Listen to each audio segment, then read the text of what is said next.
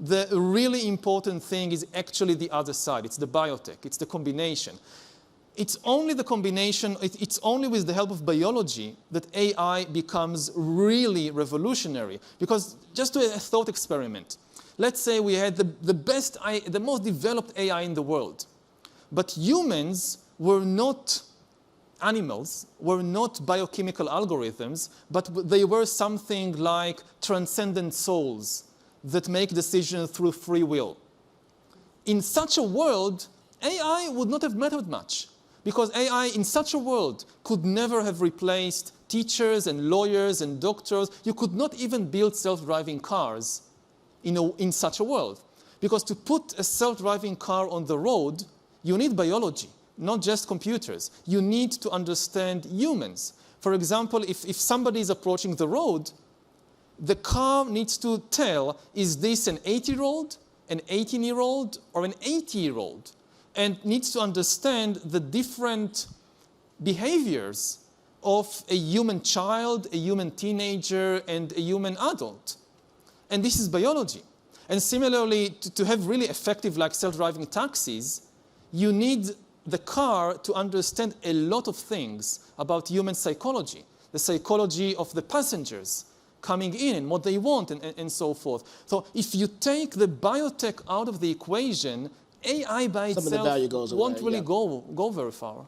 So I want to push you there, because I think it's easy to arrive at a dystopian view of what that world would look like with the bio and AI and cognitive abilities of machines when they meet, like how that could end up, right? And we see that in Hollywood, and that dystopian view is well documented. But I want to explore with you, like what are some of the benefits of that combination, and how can that lead to an alternative world view than what's explored more deeply in Homo Deus? Well, it should be emphasized that there are enormous benefits, otherwise there would be no temptation. If it was only bad, nobody would do it. Google won't research it. Nobody would invest in it. And it should also be emphasized that technology is never deterministic. You can build either paradise or hell with these technologies. They don't have just one type of usage.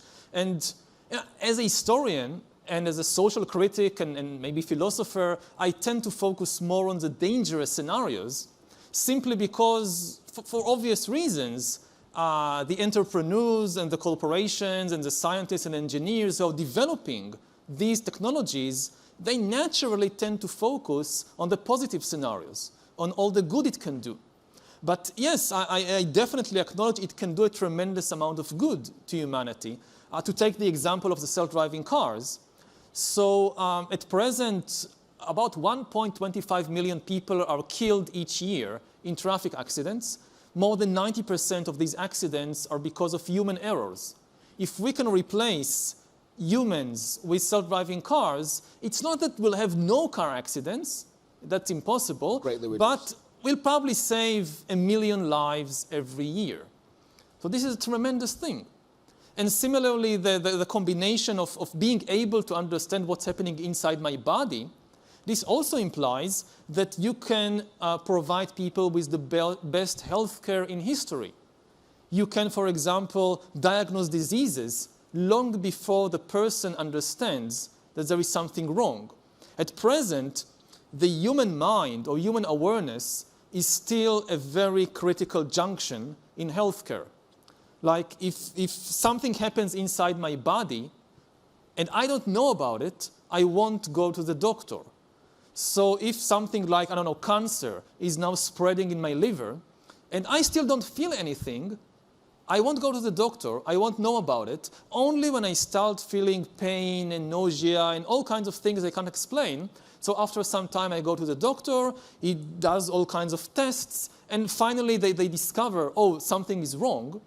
And very often, it's by that time, it's very expensive and painful. Not necessarily too late, but expensive and painful to take care of it. If I could have an AI doctor monitoring my body 24 hours a day, with biometric sensors and so forth, it could discover this long before I feel anything. At a stage when it's still very cheap and easy and painless to cure it. So this is wonderful.